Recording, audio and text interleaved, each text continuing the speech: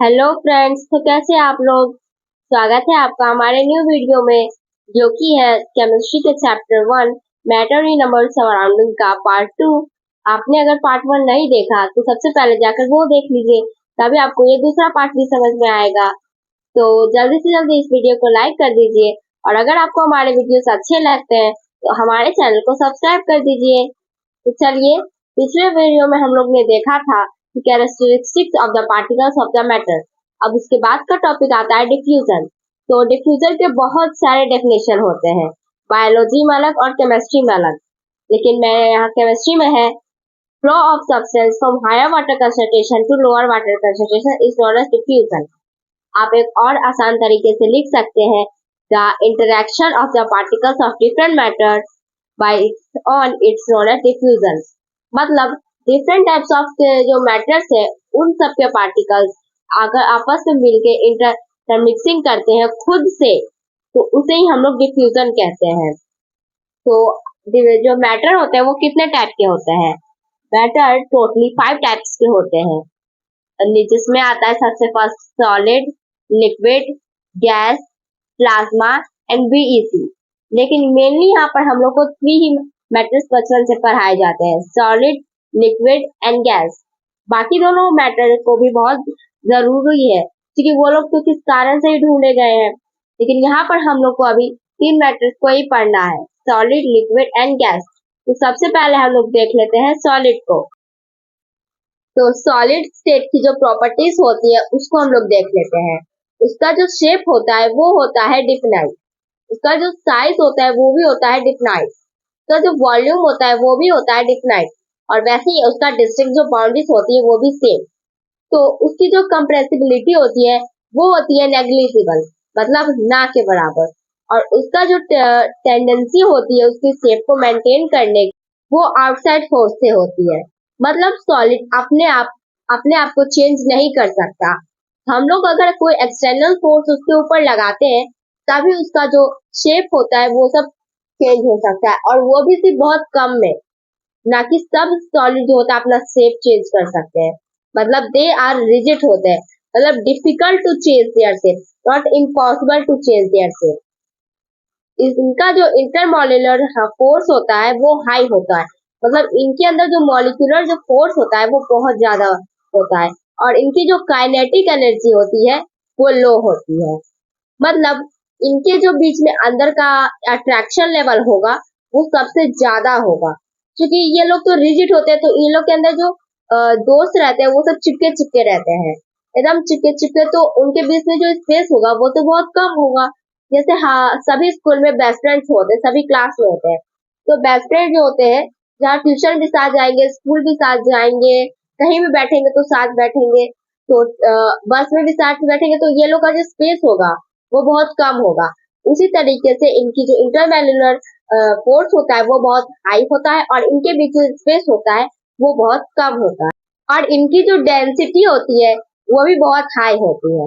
Solid जो होता है वो प्रॉपर्टी ऑफ डिफ्यूजन को नहीं करता है। अब डिफ्यूजन का एक बार फिर से डिफिनेशन बोलो, flow of substance from higher concentration to lower concentration. तो पहले क्या आ रहा है, फ्लो। फ्लो मतलब बहने वाली, तो सॉलिड तो बहेगा ही नहीं, तो वो डिफ्यूजन को कैसे कर सकता है। ठीक है, तो यहाँ पे हम लोग का सॉलिड का प्रॉपर्टीज खत्म होता है। आप जो सॉलिड स्टेट है, लिक्विड स्टेट है और गैस स्टेट से जो मैंने यहाँ पर इनके प्रॉपर्टीज लिखे हैं उसको आप डिफ्रेंशिएट करके टेबल बना के भी आसान तरीके से लिख सकते हैं। इस तरफ आप लिखोगे शेप, साइज, वॉल्यूम, कंप्रेसिबिलिटी, फिर उसके बाद होगा इंटरमोलेकुलर फोर्स, फिर काइनेटिक एनर्जी, डेंसिटी, ऐसे करके आप एक साइड लिखोगे। फिर उसके बाद आप लिखोगे कि सॉलिड में ये सब में क्या क्या होता है, फिर ऊपर में लिखोगे लिक्विड में, फिर उसके बाद लिखोगे गैस में। तो अब हम लोग देख लेते हैं लिक्विड स्टेट की प्रॉपर्टी।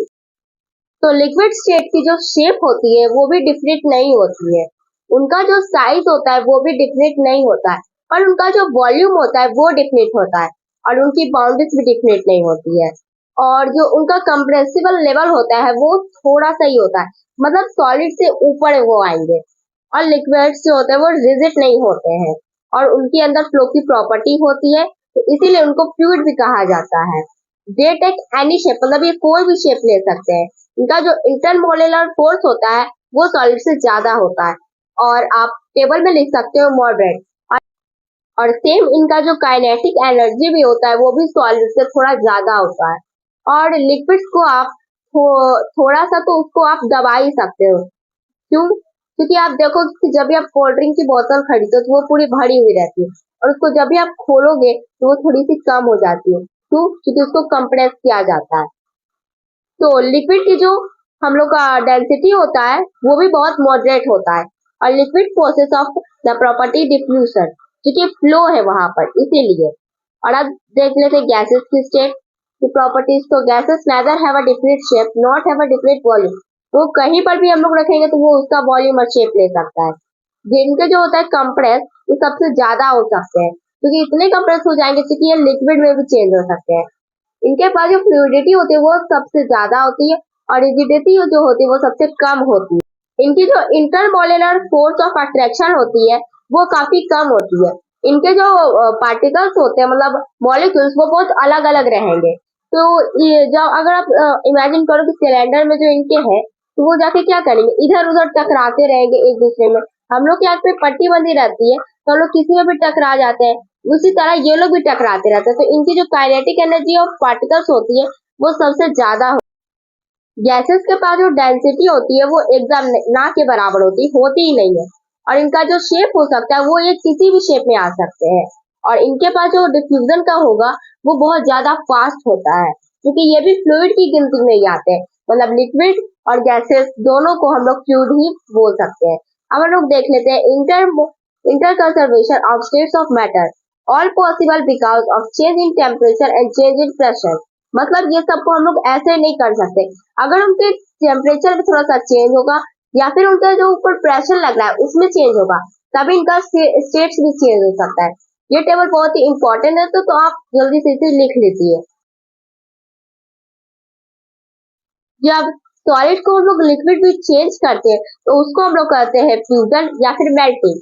और जब लिक्विड को हम लोग सॉलिड में चेंज करते हैं तो उसको कहते हैं सॉलिडिफिकेशन। नाभि में सॉलिड आ रहा है। और जब हम लोग लिक्विड को गैस में चेंज करते हैं तो सबको पता है उसे कहते हैं वेपराइजेशन। और गैस को जब हम लोग लिक्विड में चेंज करते हैं तो ये इसको कहते हैं कंडेंसेशन। और जब हम लोग सॉलिड को गैस में चेंज करते हैं तो उसको कहते हैं सब्लिमेशन। और गैस को सॉलिड में चेंज करते हैं उसको कहते हैं हम लोग डिपोजिशन। तो अब हम लोग देख लेते हैं change of state from solid to liquid, जिसे हम लोग कहते हैं मेल्टिंग या फिर फ्यूजन। यहाँ पर एक डायग्राम बना हुआ है जिसमें हम लोग ने एक बीकर लिया है जिसके अंदर आइस है और उसके नीचे बर्नर है, और उसके ऊपर हम लोग ग्लास स्टिक से उसको हिला रहे हैं। तो उनके ऊपर जो थर्मोमीटर लगा है वो हम लोग कर रहा है कि हम लोग को कितना थर्मामीटर में कितना टेम्परेचर हम लोग ने चेंज किया है। तो यहाँ पर आप इस प्रोसेस को देख सकते हैं अच्छी तरीके से।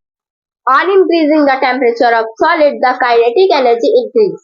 मतलब जब हम लोग सॉलिड के टेम्परेचर को जो जल्दी से जल्दी बढ़ाते हैं तो उनके अंदर जो काइनेटिक एनर्जी होती है वो भी जल्दी से जल्दी बढ़ जाती है। Due to this the particles start vibration. तो उनके अंदर जो पार्टिकल्स थे सॉलिड के वो जल्दी से जल्दी वाइब्रेट करने लगे। The energy supplied by heat overcomes the form of attraction between particles. तो उनके अंदर जो पार्टिकल्स थे उनका जो फोर्स था वो हीट की वजह से ज्यादा हो गया।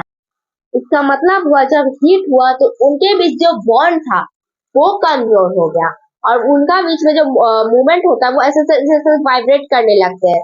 सॉलिड के पार्टिकल्स हिलते नहीं है, वाइब्रेट करते हैं, तो वो उनका बढ़ गया, मतलब वो इधर से उधर घूमने लग गए। तो घूमने वाला पार्टिकल्स को क्या कहते हैं हम लोग, लिक्विड। मतलब by melting and fusion the liquid, मतलब सॉलिड चेंज इनटू लिक्विड। अब है the minimum temperature at which a solid melts to become a liquid at atmospheric pressure is called melting point. मतलब एक मिनिमम टेम्परेचर जिसपे एक solid जो होता है लिक्विड बन जाता है एटमॉस्फेरिक प्रेशर पे, उसे कहते हैं मेल्टिंग पॉइंट। अच्छा एक बात बताओ, आप लोग टेम्परेचर को किस चीज में डिनोट करते हो? हम लोग सभी लोग करते हैं सेल्सियस में, लेकिन ऐसा यूनिट ऑफ टेम्परेचर होता है केल्विन। मतलब 0 degree Celsius equal to 273 kelvin. Actually होता है 273.15 केल्विन। लेकिन डेसिमल हम लोग को कुछ ज्यादा ही परेशान करता है, हम लोग डर जाते हैं कि ऐसा सही आया कि नहीं, इसीलिए हम लोग लिखते हैं 0 सेल्सियस इक्वल टू 273 केल्विन। तो अगर हम लोग को सेल्सियस को केल्विन में चेंज करना होगा तब हम लोग उसमें 273 प्लस कर देंगे, क्योंकि अगर हम लोग को लिखा हुआ है 0 डिग्री सेल्सियस बराबर 273 केल्विन, तब 25 degree Celsius equal to 25 plus 273 kelvin. इसी तरीके से अगर केल्विन को सेल्सियस में चेंज करना होगा तब हम लोग उसको 273 में माइनस कर देंगे। The process of melting, change of solid state into liquid state is also known as fusion. So as the heat energy is absorbed by ice without showing any rise in temperature, it is considered that it gets heated into contents of beaker and known as latent heat. मतलब hidden, जो heat energy जो होती है हम लोग का, वो अगर आइस के अंदर छुप जाती है, मतलब आइस को अगर हम लोग बीकर में रखे तो उसके अंदर वो छुप गया, टेम्परेचर में राइस नहीं दिख रहा, हम लोग का थर्मामीटर जो ऊपर लगा उसमें राइस एकदम नहीं दिख रहा है, इसका मतलब हो गया वो उसके अंदर छुप गया, इसीलिए उसको कहते हैं हम लोग लेटेंट हीट, जिसका होता है 3,34 joules. The amount of heat energy that is required to change 1 kg of solid into liquid at atmospheric pressure at its melting point is known as latent heat of fusion or melting. तो next point हम लोग देख लेते हैं conduction point. Particles in water at 0 degree Celsius मतलब 273 kelvin have more energy as compared to particles at the ice of 0 degree Kelvin. ठीक है, ice से तो अपने अंदर हीट को अब्सॉर्ब करते हैं ना, इसीलिए पार्टिकल जो वाटर होते हैं उसके पास ज्यादा एनर्जी होती है। When we supply heat energy to water particles start moving freely at a certain temperature, a point is reached when the particles have enough energy to break free from the force of attraction of each other. At this temperature, the liquid state changes into gas. इसका मतलब हुआ कि अगर जो हम लोग solid को अगर लिक्विड में चेंज करते हैं तो उनके बीच का जो अट्रैक्शन होता है वो थोड़ा कम रहता है, मतलब उनके बीच में जो लड़ाई हो जाती है तो वो जैसे बेस्ट फ्रेंड थे तो वो एक बेंच से दो बेंच पे आ जाते हैं, लेकिन इसमें जब हम लोग का टेम्परेचर कुछ ज्यादा बढ़ जाता है, मतलब गुस्सा ज्यादा बढ़ जाता है, तो उनके पास इनफ एनर्जी होती है अपना अट्रैक्शन को तोड़ने का, मतलब अगर वो लोग की लड़ाई ज्यादा बढ़ गई तो उनके पास ये होता है कि वो लोग अपनी दोस्ती को जो था तोड़ देते, तो वो और दूसरे बेंच पे और आगे बढ़ जाएंगे, वो अपना बीच का दोस्ती तोड़ देंगे, मतलब उनके बीच का जो अट्रैक्शन था वो एकदम खत्म हो जाएगा। तो उनके बीच का जब अट्रैक्शन खत्म हो गया तो वो फ्रीली घूम गए, तो उनका हो गया कि जब लिक्विड गैस में चेंज हो गया है। बॉइलिंग जो होता है वो एक बल्क फेनोमेनन होता है। Particles from the bulk of the liquid gain enough energy to change into vapour state. Bulk मतलब नीचे, तो पार्टिकल्स जो होता है bulk of the liquid gain enough energy to change into vapour state, उनके पास एक इनफ एनर्जी आ जाती है कि वो अपने आप को एक वेपर में चेंज कर सके। For water this temperature is 373 kelvin. हम लोग बच्चे से पढ़ते आ रहे हैं कि जो बॉइलिंग पॉइंट होता है वो होता है 100 डिग्री सेल्सियस। इसका मतलब जब हम लोग 0 डिग्री सेल्सियस में 100 डिग्री सेल्सियस जोड़ देंगे तब आएगा हम लोग का 373 केल्विन, मतलब जो बॉइलिंग पॉइंट होता है केल्विन में वो होगा 373 केल्विन।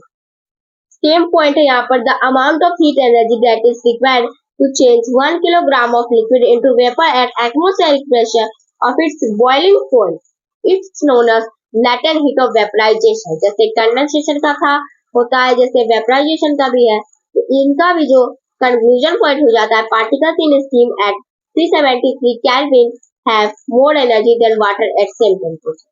तो अब हम लोग कुछ इंपॉर्टेंट पॉइंट देख लेते हैं। ऐसा unit of temperature is kelvin.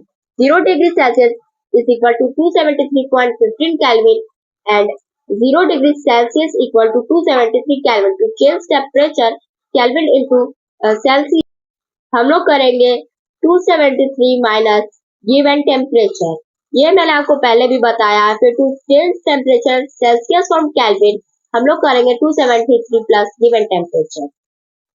अब थर्ड देख लेते हैं हम लोग का, change of state from liquid to solid is known as solidification. तो when we decrease the temperature particles stop moving. जब हम लोग लड़ाई को खत्म कर देंगे तो वो लोग दूर दूर नहीं बैठेंगे। तो when we decrease the temperature particles stop moving on freezing, the kinetic energy of water particles decrease and the intermolecular attraction between water particles increase. उनके बीच का जो गुस्सा था वो खत्म हो गया, तो उनके बीच का जो प्यार था वो वापस से आ गया। The temperature at which liquid state change into solid it's known as its freezing point. The temperature at which water convert into ice is known as its freezing point. So for freezing the water is 0 degree Celsius or 273 Kelvin below 0 degree. मतलब जो water जब ice में convert करने का होता है तो वो 0 डिग्री नहीं होता है, 0 डिग्री के नीचे जाएगा तभी वाटर सॉलिड में मतलब सॉलिड में चेंज होने के लिए वो तैयार है। 0 डिग्री में कभी आइस जमता नहीं है। The change from liquid to solid phase an observation of heat at a constant temperature is known as latent heat of freezing. मतलब जो लिक्विड जो सॉलिड में चेंज होता है उसके बीच का जो हीट जो होता है ऑब्जॉर्व उसे ही हम लोग कहते हैं लेटेंट हीट ऑफ सॉलिडिफिकेशन। सो यहाँ पर हम लोग का केमिस्ट्री का first chapter matter in our surrounding खत्म होता है। अगर आपको हमारा ये वीडियो अच्छा लगे तो प्लीज हमारे वीडियो को ज्यादा से ज्यादा लाइक कीजिएगा और हमारे चैनल को सब्सक्राइब कीजिएगा। बाय बाय और फर्स्ट बार देखना मत भूलना।